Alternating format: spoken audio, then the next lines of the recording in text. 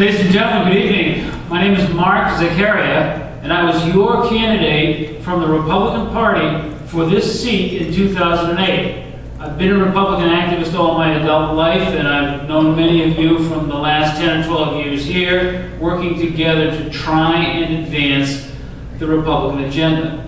I was moved to run for Congress in 2008 because I thought I was a better natural representative than the guy we got in there now.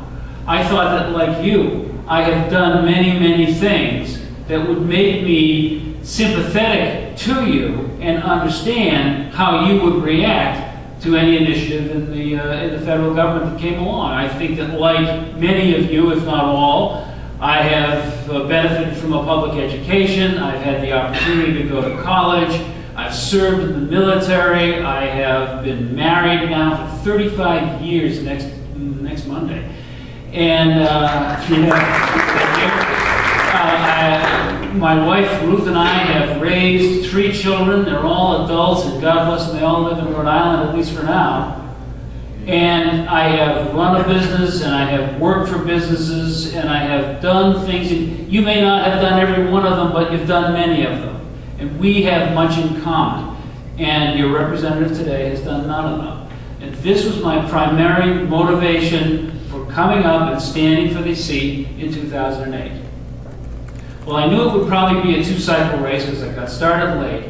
And as we saw the new administration come in, I was absolutely frightened by the ramp up in rate of expansion of the federal government. I was a detractor of the previous administration because I thought they overspent. I thought they forgot how to do the government. I was shaken with fear to see this one in action. And what happens when you get scared? Well, one of 2 things: either run away, or in my case, you get angry. So I'd like to talk to you tonight a little bit about courage. I am running in 2010 for this seat because I believe that this is my government. It doesn't belong to anybody down in Washington, and I hope you'll believe all of that too. I am running for this seat in 2010 because I believe I have the courage to do what Republicans have only chatted about in the past, and that is to take effective steps to make the government smaller. That's not just means slow its rate of growth. Make it smaller. We have a huge problem, and it is a government out of control at the federal level that has been enabled by monetary policies that have to change. And we, as a people, have to take back our government while we still can. Now, I believe I have the courage to go and do that. I hope that you have the courage to listen to me when I say the pain that you're feeling about reductions in activities of the federal government that you may have benefited from before are going to be good for us in the long run. And they're going to result in a better environment for enterprise where you can go out and do things for yourself and get to keep what it is you make.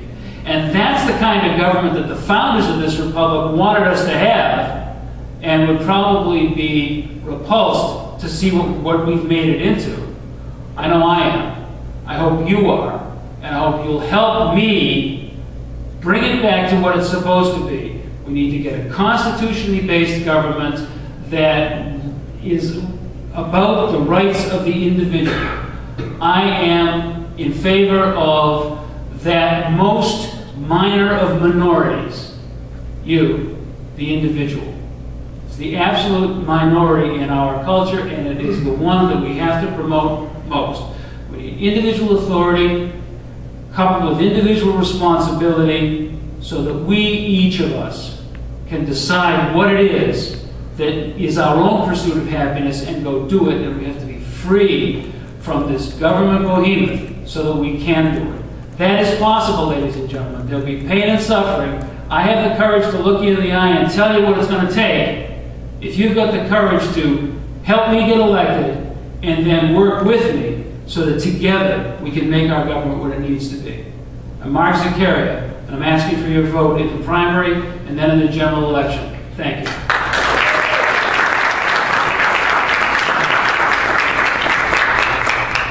All right, our first question. I want to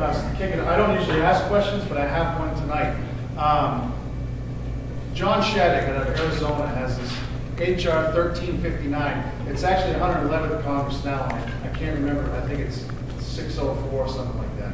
It's called the Enumerated Powers Act.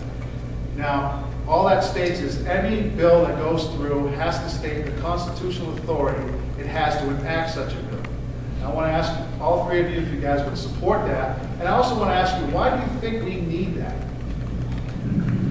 Since I have the microphone, I'll start. I absolutely would support that. I have the pleasure of meeting Mr. Shabbat a week or so ago, and I hope to be his colleague in the next Congress. He started that in the 107th, and so it's the simplest little thing. It would cost the government absolutely nothing. All you got to do is tell us where you get the authority to write this law. Would you love to see that on the head of the 4,000-page health initiative that was passed a couple of weeks ago? I think it's absolutely a great idea. It's the easiest thing in the world, and it's a shame that it's necessary. Because as your elected representatives, you think that somebody would reach into their pocket, pull out the Constitution, and say, let me look at it and see where it says that. But they don't, and so that's why we need it, I'm afraid.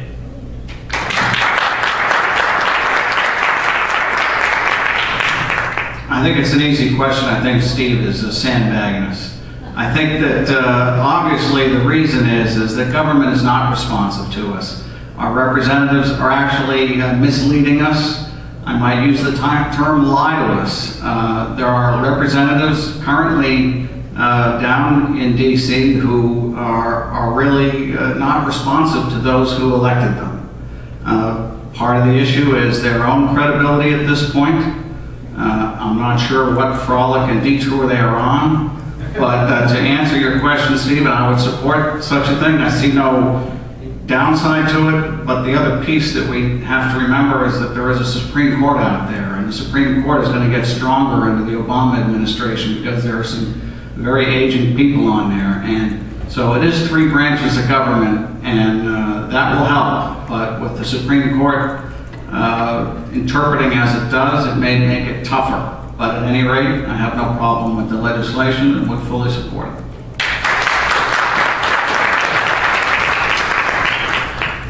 Surely the problem that you're talking about is a fear, perception that the government is passing laws that it doesn't have any authority for. In actuality, almost all congressional acts have a pretty lengthy statement of purposes and findings of fact that, in essence, make it pretty obvious what section of the Constitution that they're actually grounded under. I don't really oppose the idea, but in essence, the Supreme Court is still going to look at the bill and look at its findings of fact and its purposes. And if there's a title on the bill that says it's under this article in this section, they'll look at that too. The real issue is what is the extent of the federal powers, and the feeling that the federal powers are being expanded too much. And the Congress power has certainly been stretched so that you can hardly see the Constitution behind it. And I think that's a real problem. So I don't oppose the bill. I don't oppose the idea. However, it hasn't been, do I believe that it would be a substantive change in our government? I don't think it actually would, because the Supreme Court, in fact, has to look at the purposes and findings of facts that Congress puts at the beginning of every bill. And that usually makes pretty certain which power Congress is exercising. Thank you. Next question. Happy to moderate here.